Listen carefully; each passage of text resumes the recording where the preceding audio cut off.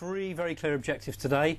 First one is root and fifth, introducing the concept of root and fifth. Root and fifth. Root and fifth, very important part of the bass player's armoury. Okay, so that's number one. What's number two? Number two, introducing the concept of note naming, so that we can work out what both the names of the notes are in our root and fifth. As a consequence of playing root and fifth, for example on A, we're going to need to learn to play a new note. We've heard about the E string, we're now going to learn about the E note. Ooh. So a new note. A new note. And what else? Our third objective. Our third objective is not are we going to only be content with playing the root and fifth with the fifth above the root, but in the second half of the lesson we'll be able to play the fifth below the root. So root and fifth above and below. Lots of stuff to be getting on with. Let's start on. Let's do it. Introducing root and fifth. Yeah. Introduce them to me. Introduce them. Here they are. So we'll start with A. Yep. And if you remember back a while to earlier lessons, we were playing an A octave shape. Ah, now the octave shape was kind of two along and then two strings away. That's it. You're demonstrating that admirably there. I'm doing the same. Yeah. A low note, two first along. finger on that, and the high note, fourth finger on that. Both A notes. They're both A notes. Oh no. Oh no. Oh, no. I can't speak. Both A notes. Both A notes. And because of the symmetrical nature of the fingerboard, it means that we can move that shape around. And we did that with a whole load of exercises in the last lesson.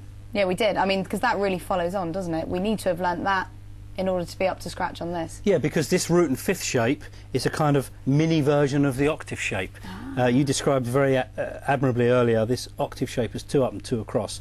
And the root and fifth shape is almost, but not quite the same. It's still two across. Yeah. Or two up, I should say, shouldn't I? Two up, two frets up, but only one string across rather than two strings across. Okay, so I've gone two along, and I've just moved up the string from 4 to 3 in this example. That's right. So we're still using the first finger and the fourth finger of our fretting hand, but we're only playing two adjacent strings rather than crossing a string as we were doing before. All right. So that's the root and fifth on A. Yeah. So our octave shape was this one. Yeah. That was our octave shape, and then this is our, what should we call this? Fifth. Root and fifth. Yeah. Root and fifth shape. Lovely. Perfect. Good. One other thing I wanted to point out then, I was just thinking about that while you were talking, is that when we did the octave shape, they're both A. Yes. So that's very convenient. However, when we play the root and fifth shape, it's not going to be. They're not both called A. Obviously they can't be because that note's A, so this one can't be. So what note is this then? So that's why that lesson objective reminded us to introduce this concept of note naming, so that we could count up through the alphabet from our root note, from the first note. So if we do that, the first note was A. A. So then the next one would be B, B, C, D, and the fifth. So what's the name of the fifth note?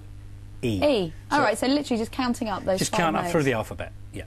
So there it is again, there's our A, we count up to the E. I'm not going to play through the other notes, that was just the concept of naming them, so I know that this note, I already know that this note is called A. I wanted to know what this note is called, since we haven't played an E before. We did learn about an E earlier, because we learned about the open E string. Yeah. Well, let's hear the difference then between, we know the A sound, but let's just recap on that. There's the A. And then the fifth, which is the E. So I'm just alternating between the two. Okay. Not worried about any rhythm, not worried about any media files. Just locating the note to myself, as you say, getting used to the sound of it. Yeah. Can I hear, just to recap, the octave, the low and the high A? Yeah, there's the A. Yeah. Low A, and there's the high. All right. So later on, in a later lesson, we'll have some exercises which will do exactly that, Natalie, which will have octave and root and fifth all in the same exercise. Fantastic. I'm jumping the gun, aren't I? A little bit, but that's fine, you know, these are very natural questions. And today we're just going to try and focus on this root and fifth thing. So that's A and E. A and E. You okay? Have we got an exercise that can help us with that? There we are, we've got a diagram of the shape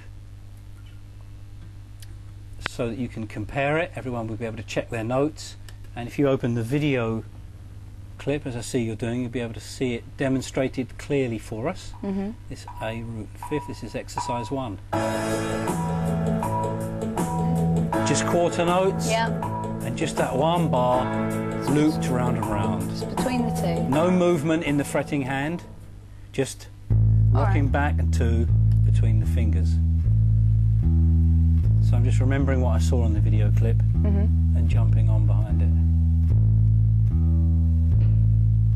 Are you opening the extractor? The extractor is there.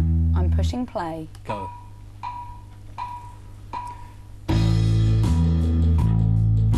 So that's our shape. That's our root and fifth shape. Absolutely. I'm trying to stay in time. Yeah. And the extractor's helping us do that, isn't it?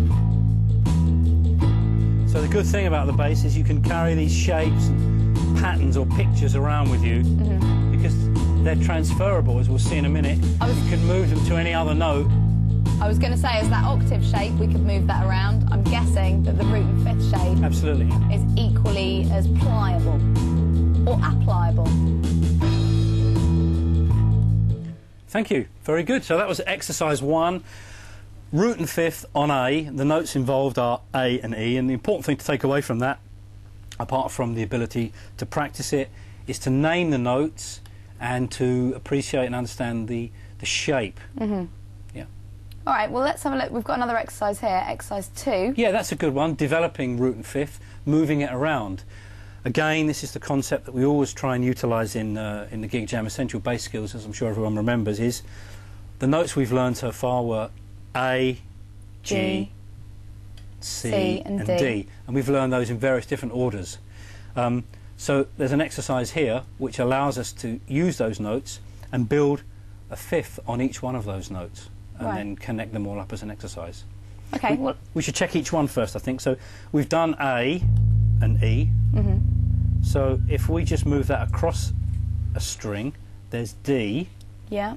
The starting note, the fifth, I'm just going to copy the same shape. So I'm put first finger on the 5th fret of the A string, and then little finger, 4th finger, on the 7th fret of the D string. There you go, perfect. There's that little mini L shape, the small L, little L, halfway to an octave shape. That's it, we can see it on mine. Yep. There we go, there's our root, and there's our fifth. Very We've good. gone 2 along, and then just one up. One up, as to the opposed second to the string. octave shape, which you could again demonstrate. Which was that? That was the octave shape, yeah. Yeah. So you can see how they relate to one another. Good? So Liking that's root and fifth on D. And if we wanted to work out what this fifth note was called, we'd just go through that naming concept again. So if we're starting on D, D, E, F, G, A. That's got to be an A. And we know that's an A already because in an earlier lesson we played octave shapes. Ah, of course. And that was our high of the A. Yeah, so there's the D octave shape. And the other notes we've learned so far are C and G. So let's go to C. There's a C, 3rd fret of the A string, 3rd fret of the 2nd string, first finger on that, and then up 2 frets and across 1 string. There you go, perfect, you're already there.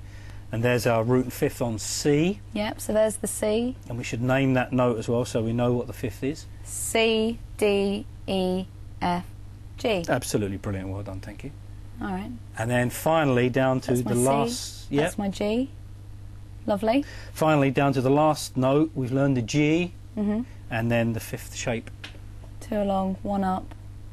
There we are. Yeah, it's a good shape, isn't it? It is. I mean, it's so movable. Yeah. Just move it around anywhere, transfer it around. And we should just figure out what the name of that note is. You're on your own. G is the first note. G, A, B, C, D. Perfect, well done. We're there. So that's it. So we've done all our prep. I might just check that again. Look at the order in which the notes come up. So I played the right thing. And that's A. And then the fifth, just quarter notes.